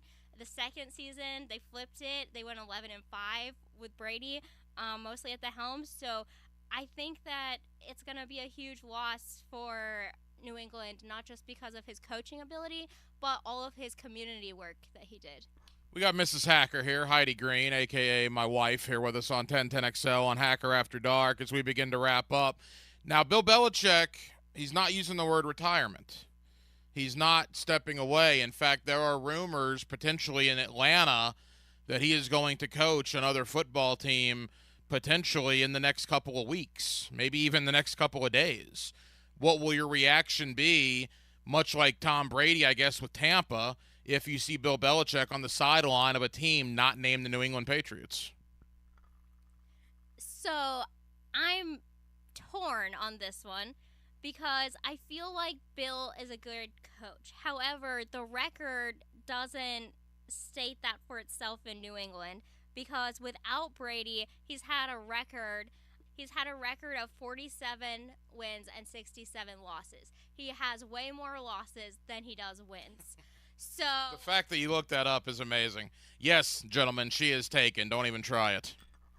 So I hope that he can go to another team and be a great coach and help lead them to victories and success and maybe a Super Bowl. I don't know if I want to give up a Super Bowl away from the Patriots. I'm still a Patriots fan no matter who the coach is. But I don't know. I don't want him to stay in the AFC. I can tell you that. I don't want to play against him. If he goes to Atlanta, that would not be a problem. So Bill Belichick is out quickly. We got about 2 minutes to go. Was it Belichick or was it Brady? So I just mentioned that stat. I think it was a combination of both. So if you look back at Bill's coaching history, he's a very defensive coach. Brady, obviously offensive. I think Brady knows how to motivate and inspire people, and he's one of the greatest businessmen of all time. We know he's the greatest football player of all time, the greatest quarterback of all time. He took pay downgrades, pay cuts, to make sure he had the right people surrounding him, and that speaks a lot to leadership. But you have to also look at Bill, because Bill let Tom make those decisions and let Tom figure out who it was he needed and how to inspire them and motivate them to get them to be the best part of a winning team. As we wrap up, I know you're upset about Bill Belichick. We appreciate you joining us tonight. Again, H Squared, Heidi Green, my lovely wife here with us on Hacker After Dark. Your son's taken off on social media. People love Little Hack. What are your thoughts on the videos that he makes on a nightly basis? So, Little Hack has a very different relationship with Big Hack compared to Mommy. So, things that he says in those videos I do not approve of, and I would be taking his Kindle away. But I guess it's for all of your entertainment that he does those. But he is quite the little star, and if you haven't seen Forrest Talks Trash yet on YouTube, you might want to check that out because that's his new podcast. He's debuting it this year. It's his 2024 goal to have a podcast about garbage. Yeah, he loves garbage. There's no question about that. Heidi, appreciate you, sweetie. All right, thank you. Jaguars, Gators, Seminoles. Jacksonville's football station, 1010XL, 92.5 FM. Rick Ballou for Carlson Dental. You know, I've been telling you this for quite some time because it's true. I hate going to the dentist, or at least I used to hate going to the dentist. I had total anxiety, and then I tried sedation, light sedation for cleaning and deep sedation as well for cavities and root canals. Folks, it's an incredible experience. So don't be nervous, don't be scared. Go to CarlsonDentalGroup.com. That's CarlsonDentalGroup.com for all of your dental needs. For lost or broken keys or nearly any make and model of vehicle, call 722-1111 for Instant Keys. Instant Keys. You don't have to go to the dealer. Instant Keys comes to you. You sure taking a liking to that radio. You can't listen all day, every day, but you can catch what you missed on demand. Go on demand at 1010XL.com. You have the power to listen when you like. On demand. Brought to you by Underdog Fantasy. If your ride is making strange noises, don't wait and make it worse. Come to Action Transmission on Merrill Road. My expert technicians can diagnose the problem and likely fix it fast. Experience the difference at Action Transmission on Merrill Road. Mark Watson with Hardball Creative. What's better than beer? Cold beer. Put your company logo on a custom koozie. Check them out at hardballcreative.com. Hardball Creative. Hardball does it all.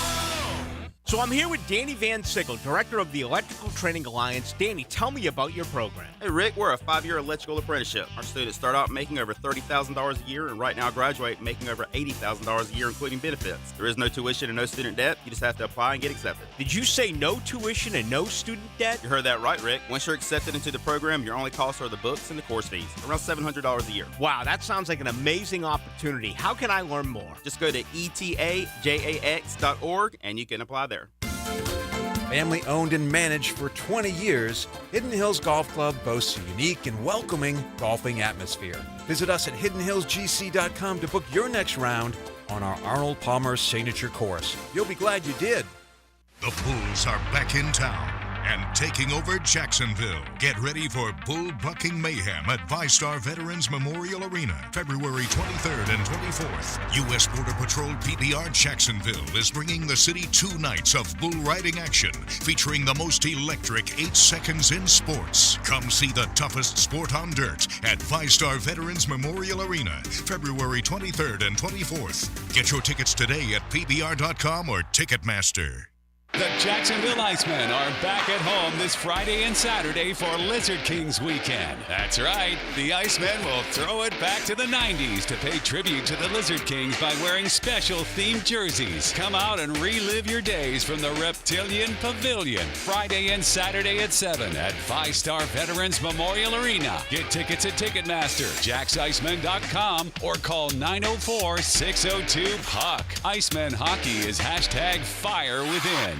With tens of thousands of satisfied patients across America, it's no surprise QC Kinetics gets 5-star reviews. I'm feeling on top of the world because of QC Kinetics. I'm able to do the things that I wasn't able to do for a long time. I can recommend them highly. I would recommend QC to anybody. QC Kinetics has changed my life. I couldn't believe it. I honestly was skeptical, but the pain went from a 10 to a 0. Real people with real lasting relief from joint pain. QC Kinetics Regenerative Medicine is regenerating me. It was super successful, and I recommend everyone seek out QC Kinetics as an alternative to surgery. This non-surgical approach is definitely the future. I tell as many people as possible. I am an ambassador. I love QC Kinetics. QC Kinetics, the nation's leader in advanced regenerative medicine. No drugs, no surgery. Call QC Kinetics now for your free consultation. Call QC Kinetics, 904-274-5522. That's 904-274-5522. 904-274-5522.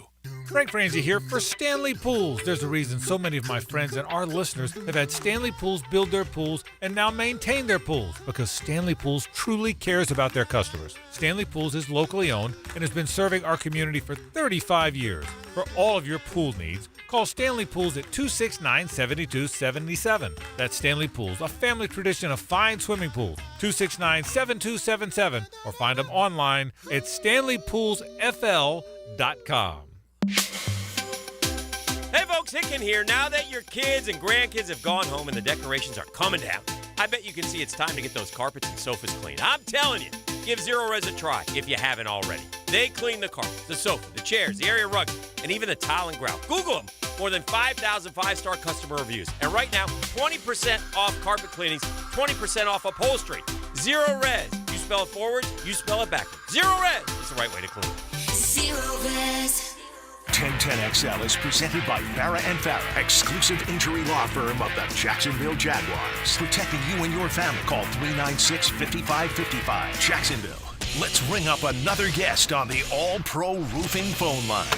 Back here on 1010XL and 92.5 FM in the city of Jacksonville, we are glad you are with us. The Jaguar season is over, amazingly enough. 6 weeks after holding the number 1 seed in the AFC for a matter of hours, the Jaguars go on to lose 5 of their next 6 games. They missed the NFL playoffs. Lockers are cleaned out, and the offseason is here. It is astonishing the way it went down. We're trying to pick up the pieces this week. With that, let me get my buddy Jared Bailey of the USA Today on. He's always kind enough to join us here on 1010XL. Jared, how we doing? I'm doing well. Apparently better than the folks in Jacksonville, but I am doing well. Jared, let me ask you. This is the first question I'm asking everybody this week. What happened? 8-3 to missing the playoffs. I mean, how can you explain something like that? It's a multitude of things. I'll address the Trevor Lawrence stuff first, I suppose. I know a lot of people, will want to find. It's easy to find somebody, one singular person, point the finger at that one person and blame them, but in reality, that's not the case. You look at Trevor in the final 4 weeks of the year compared to the first 13. I mean, it's night and day. He threw 7 interceptions in the final 4 games. He had 14 all year. And I think the one thing that's easy to pinpoint is he was playing hurt. He was playing hurt a lot. He had the bum ankle. He had the shoulder injury. And I think he might have tried to come back a little bit too soon and play through all of that because he wanted to get this team to the playoffs. But it ended up being too much. And you look at his production before the Cincinnati game compared to after it, that tells the entire story with the injury to the ankle, with the AC joint injury. I think it all just became too much. And combined with the fact that Christian Kirk was gone, Zay Jones dealt with injuries, Calvin Ridley was very just up and down all season long. Like there was a lot of calculating in terms of expectations for the roster and the receivers that didn't pan out. And Trevor had to carry more of the load than we really thought. The offensive line wasn't as good. Travis Etienne couldn't really get a consistent attack going in the run game all year. So Lawrence shouldered a lot more responsibility offensively than the Jaguars initially realized. And the other thing is the defense. Like their bread and butter coming into the final week of the season was, okay, the secondary isn't very good, but they can at least stop the run. And then the Titans just pounded the rock down their throats. And I think that this is more of a look at the organizational failures than it is for Trevor Lawrence. You look at their defense, they have a handful of really solid to really good players. And then after that, it's, things should probably get reassessed all over the field. Like you look in the secondary, Andre Sisco's pretty good. Darius Williams had a nice year, but trying to get quality starting snaps out of Rayshon Jenkins and Trey Herndon, like these are things that need reassessed. And they were my worries coming into the year with this team was, okay, how much is this defensive secondary gonna give them? And they were beaten over the top all season, especially in the Cincinnati and Baltimore games respectively. Cleveland ate them alive. And you look at that Cleveland game in particular, like, yeah, Trevor Lawrence threw 3 interceptions. It was the first game after being back from the ankle injury, and the defense gave up a lot of points. They still only lost by a score.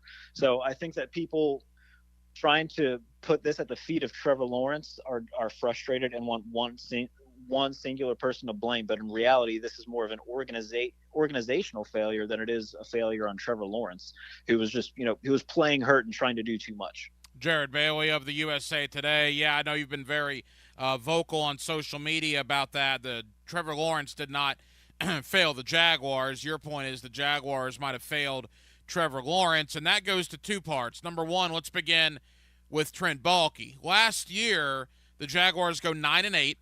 We're down 27-0 wild card weekend. Obviously, the amazing comeback, beating the Chargers, giving the Chiefs a great game in the divisional round.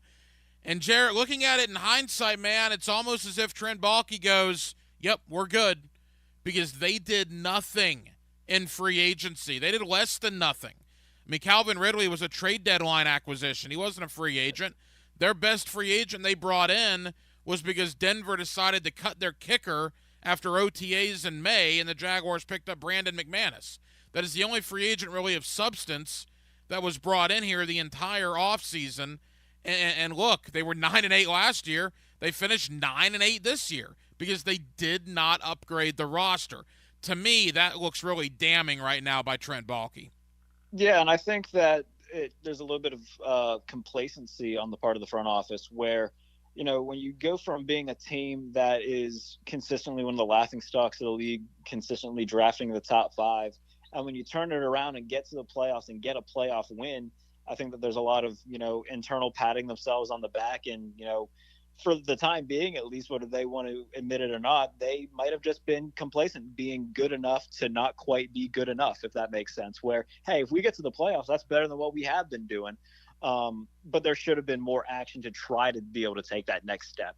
And I think that, myself included, a lot of people looked at the Calvin Ridley trade and, remembered that he would be a part of this offense this year and said, oh my goodness, if they can get 9 wins with, the core that they had, adding Calvin Ridley, I mean, offensively, that takes you to a whole new step by itself. But I mean, like I said, defensively, man, like you look at their starters on that side of the ball, like I pointed out, Josh Allen has been terrific and might get an All-Pro nod. Darius Williams has been really good, and Andre Sisco is a nice safety. But like Devin Lloyd as your starting off-ball linebacker, that's not great.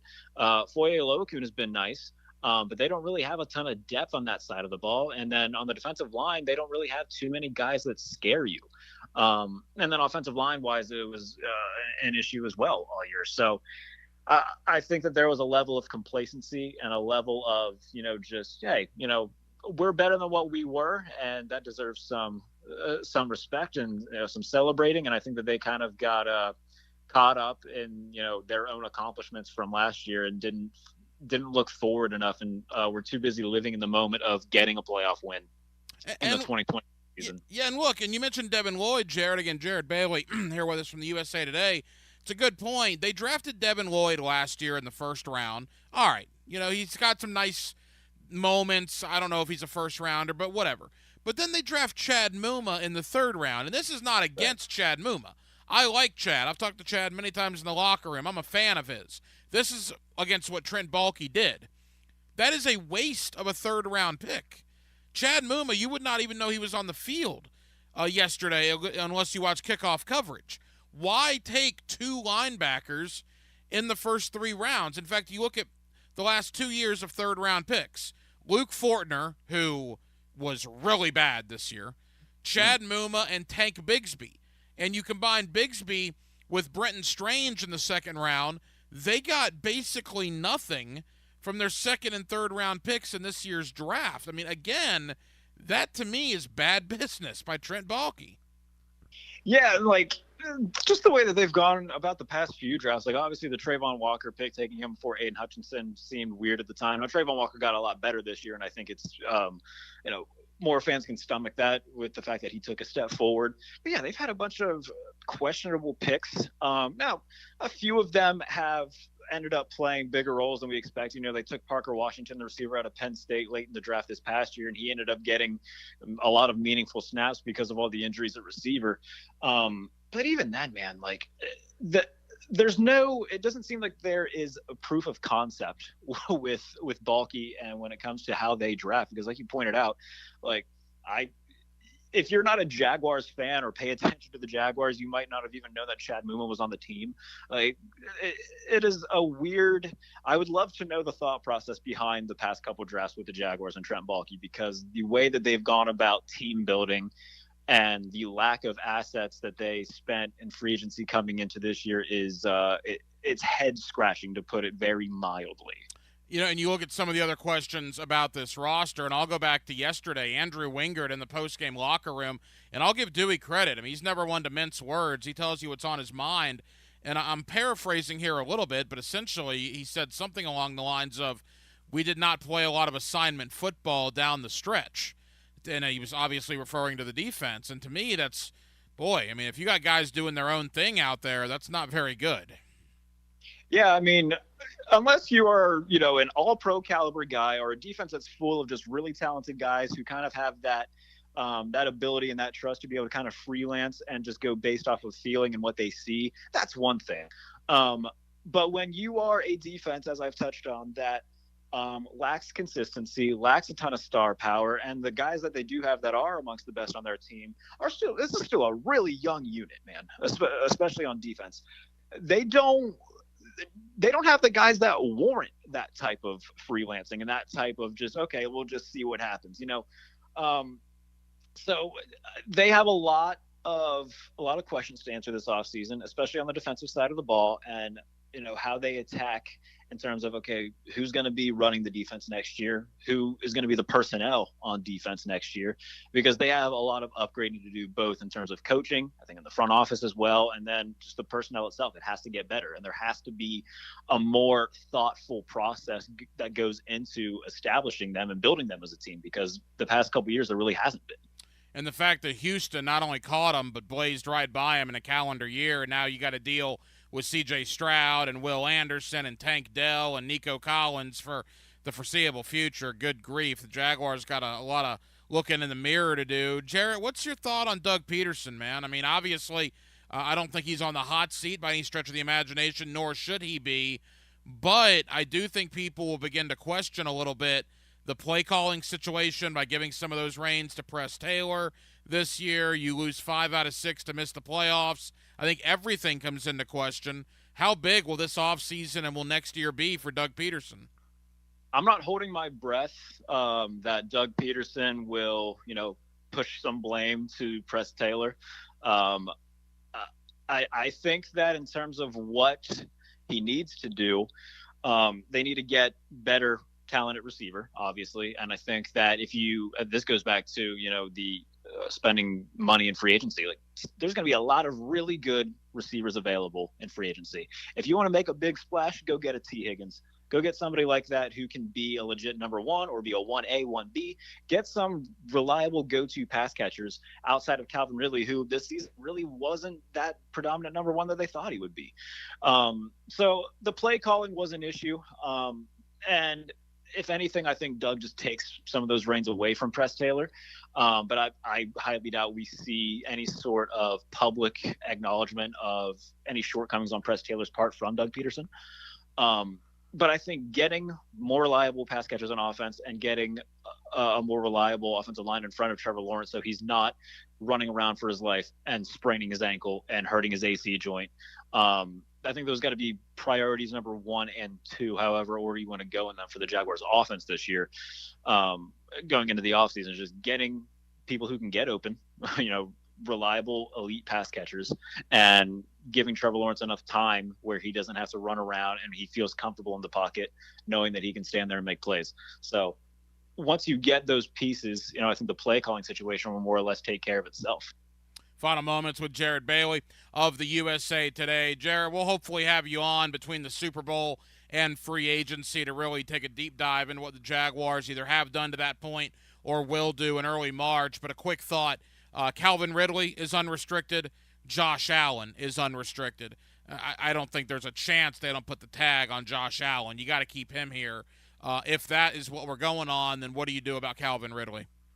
That is the one thing that I'm paying attention to a lot is one way or the other, Josh Allen will be back. I would be very surprised if they let him walk.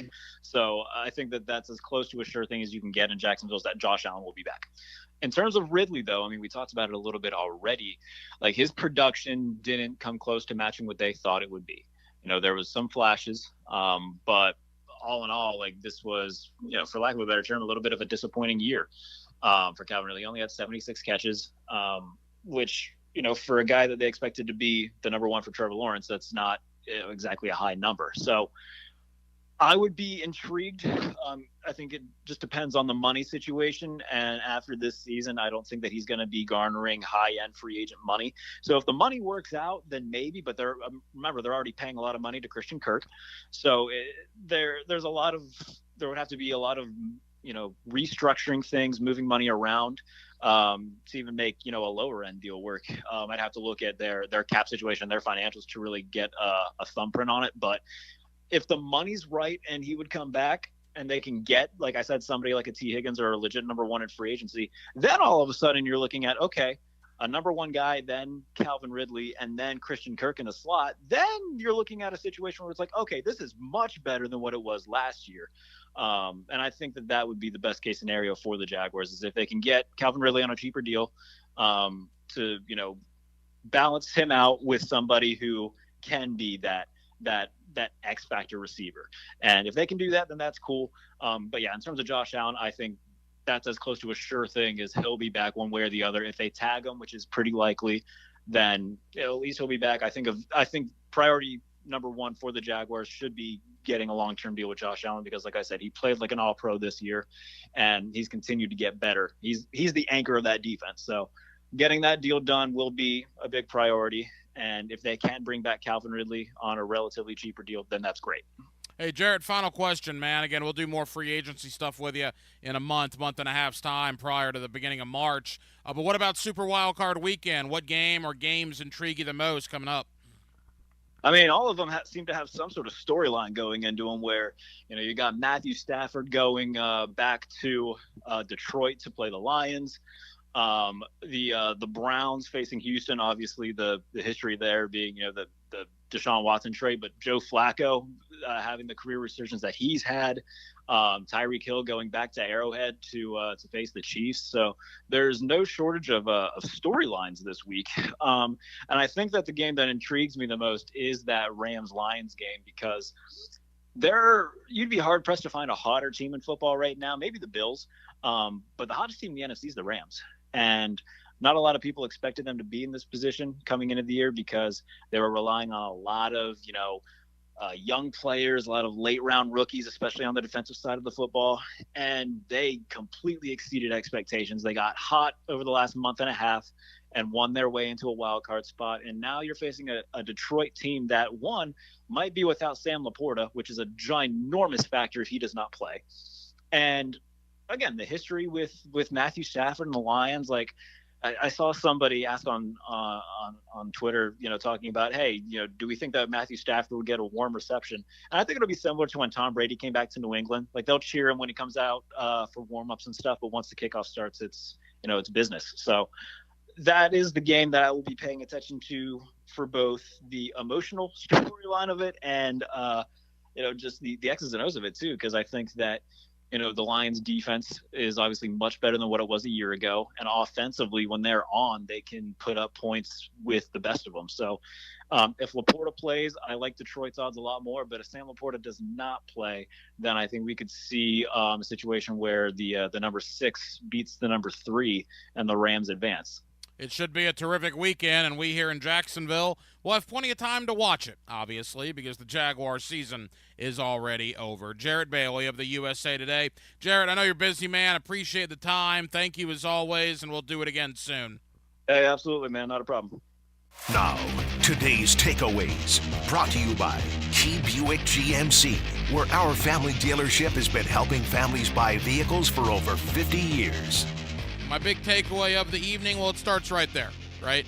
We will never see a coach like Bill Belichick again. I don't think in today's day and age in the NFL, you're never going to see a guy in one place win 6 Super Bowls. I don't believe that'll ever happen again. It never happened prior. 24 years on the job in New England, 250, 60-plus wins there in New England. Absolutely insane. You combine that with Nick Saban stepping aside last night, 7 national championships in the world of college football, including 6 with the Alabama Crimson Tide. You consider Pete Carroll, who's one of only 3 men ever to win both a national championship and a Super Bowl as a head coach, and it has been an unprecedented 36-hour period in the world of sports. Absolutely insane. We will be back tomorrow night on a Friday, and we'll close out the week beginning at 8 o'clock. Dylan Denmark was your producer tonight. Dylan, great job as always. I'm the hacker Ryan Green. And again, Jacksonville, thank you for spending part of your Thursday evening with us right here on Hacker After Dark, on 1010XL, and on 92.5 FM.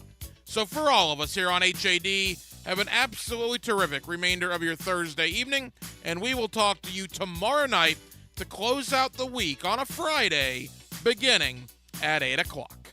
Until then, good night, Jacksonville.